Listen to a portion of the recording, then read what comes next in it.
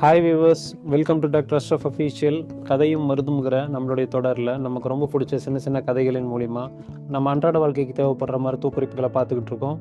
இன்றைக்கி என்ன கதை அப்படிங்கிறத பார்த்துடலாங்களா? வாங்க வீடியோக்குள்ளே போகலாம்.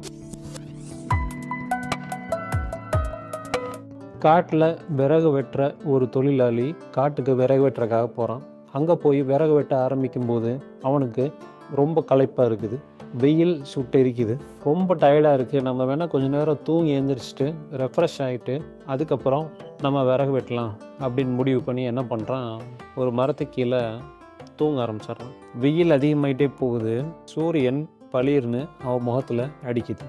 இப்போது இந்த இடத்துக்கு ஒரு குடிகாரன் வரான். நல்லா குடிச்சிட்டு அந்த இடத்துக்கு ஒரு குடிகாரன் வரான். அவன் இந்த விறகு வெட்டுறவன் வெயில் தன் முகத்து மேலே அடிக்கிறது கூட தெரியாமல் தூங்கிட்டு இருக்கிறத பார்த்து அந்த குடிகாரன் என்ன சொல்கிறான் அப்படின்னா, வெயில் சுளீர்னு முகத்தில் அடிக்குது, அது கூட தெரியாமல் இவன் தூங்கிட்டு இருக்கான்னா இவன் எந்த அளவுக்கு குடிச்சிருக்கணும் அப்படின்னு சொல்லிட்டு குடிகாரன் போயிடுறான். அடுத்து அந்த வழியாக ஒரு திருடன் வேகமாக குதிரையில் வரான். இந்த விறகு வெட்டியை பார்க்குறான். பார்த்துட்டு என்ன சொல்கிறான்னா, காலையில் வெயில் இவ்வளோ சுளீர்னு அடிக்கும் போதும் அது கூட தெரியாமல் தூங்கிட்டு இருக்கான்னா இவன் அதுக்கு முன்னாடி நாள் நைட்டு எவ்வளோ திருடியிருப்பான், ஒரு நாள் நைட்டு பூரா திருடியிருப்பானோ அப்படின்னு சொல்லிட்டு அவன் போயிடுறான். மூணாவது, எந்த வேலை வெட்டிக்கும் போகாமல் சும்மா இருக்கிற ஒரு 50 வயசு மதிக்கிறதுக்கு ஒரு நபர் வர்றாரு. அவர் இந்த விறகு வெட்டி வெயிலில் தூங்கிட்டு இருக்கிறத பார்த்துட்டு, காலங்காத்தால் வெயில் மேலே படுறது கூட தெரியாமல் இந்த அளவுக்கு தூங்குறானே, இவன் எவ்வளோ பெரிய சும்மா இருக்கிற ஆளாக இருக்கணும். நம்ம எப்போவாவது ஒரு சில நேரம் ஒரு சில வேறையாவது செய்கிறோம், இவன் அது கூட செய்ய மாட்டான் போல் இருக்கு, சும்மா இருந்தே டயர்டாகி தூங்குவான் போல் இருக்கு அப்படின்னு சொல்லிட்டு அவர் போயிடுறார். நாலாவது, இன்னொரு விறகு வெட்டி கஷ்டப்பட்டு விறகெல்லாம் வெட்டி தலையில் வச்சு கொண்டு வரான்.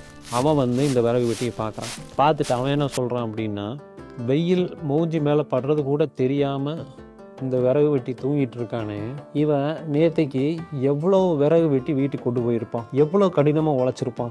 அதனால தான் அந்த களைப்பு போகிறதுக்காக வெயில் தான் மேலே படுறது கூட தெரியாமல் தூங்கிட்டு இருக்கிறான். நம்மளை விட பயங்கரமான கடுமையான உழைப்பாளியாக இருப்பானோ அப்படின்னு சொல்லிட்டு அந்த விறகு வெட்டி நகர்ந்து போகிறார். இப்போது இந்த கதையை நான் எதுக்கு சொன்னேன் அப்படின்னா, நம்ம எப்படிப்பட்ட ஆளோ அதே மாதிரி தான் மற்றவங்களும் நம்ம கண்ணுக்கு தெரிவாங்க. நம்ம எந்த மாதிரி மைண்ட் செட்டில் இருக்கிறோமோ அதே மாதிரி மைண்ட் செட்டில் உள்ள ஆட்கள் தான் நமக்கு உலகம் காமிக்கும். இதுதான் இந்த கதையோட விதி. பாசிட்டிவான மைண்ட் செட்டோட நம்ம இருந்தோம் அப்படின்னா பாசிட்டிவான மைண்ட் செட் இருக்கிற ஆட்கள் நமக்கு வாய்ப்பாங்க. லா ஆஃப் அட்ராக்ஷன் என்ன சொல்லுது அப்படின்னா, நம்ம எந்த மாதிரி மைண்ட் செட்டில் இருக்கிற ஆளோ நம்மளை சுற்றியும் அந்த மாதிரி இருக்கிற மைண்ட் செட்டில் உள்ள ஆட்கள் தான் நமக்கு கிடைப்பாங்க. இது மருத்துவத்துக்கு நம்ம எப்படி எடுத்துக்கலாம் அப்படின்னா, வியாதி அப்படிங்கிறது கடவுள் நமக்கு கொடுத்த ஒரு வார்னிங் அப்படின்னு நம்ம நினச்சா நம்ம பாசிட்டிவ் மைண்ட் செட்டில் இருக்கிறோம். அதுவே கடவுள் நம்ம கொடுத்த சாபம் அப்படின்னு சொல்லி நினச்சா நம்ம நெகட்டிவ் மைண்ட் செட்டில் இருக்கிறோம். டாக்டர் அப்படிங்கிற ஒரு கடவுளால் நம்ம வியாதியை சரி பண்ண அனுப்பப்பட்ட ஒரு மருத்துவர் அப்படின்னு நினச்சோம் அப்படின்னா அது நமக்கு பாசிட்டிவ் மைண்ட் செட். டாக்டர்னாலே காசை கொள்ளையடிக்கிறவங்க அப்படின்னு நினச்சா அது நம்மளோட நெகட்டிவ் மைண்ட் செட். மருந்து அப்படிங்கிறது வயிற்றுக்குள்ளே போய் நமக்கு வியாதியை சரி பண்ணுது அப்படின்னு நினச்சா அது நமக்கு பாசிட்டிவ் மைண்ட் செட். மருந்து அப்படிங்கிறது சைடு எஃபெக்டை மட்டும் தான் உண்டு பண்ணும், அது வெறும் காசை கரைக்கிற வேலை அப்படின்னு சொல்லி நினச்சோம் அப்படின்னா அது negative minds. Law of attraction படிக்கு நம்ம எந்த மைண்ட் செட்டில் இருக்கிறோமோ அந்த மைண்ட் செட்டின் படி தான் நமக்கு ஆட்கள் கிடைப்பாங்க அப்படின்னு சொல்லப்படுது. டாக்டர் காசை பிடுங்குற ஆள், மருந்து விலை அதிகம், மருந்து மூலிமா சைடு எஃபெக்ட் தான் வரும், மற்றபடிக்கு அதை சாப்பிட்டு ஒரு பிரயோஜனமும் இல்லை.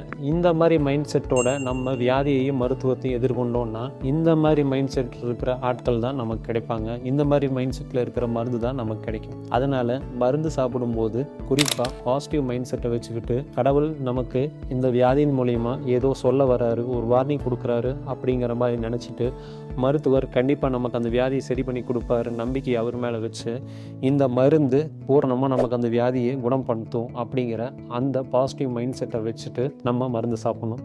இதுதான் இந்த கதையின் மூலிமா நான் சொல்ல வர கருத்து. என்ன வியூவர்ஸ், இந்த கருத்து உங்களுக்கு பிடிச்சிருந்தது அப்படின்னா இந்த வீடியோவை உங்களுடைய ஃப்ரெண்ட்ஸ் அண்ட் ஃபேமிலிக்கு ஷேர் பண்ணுங்கள். தேங்க்ஸ் ஃபார் வாட்சிங் and keep sharing the information.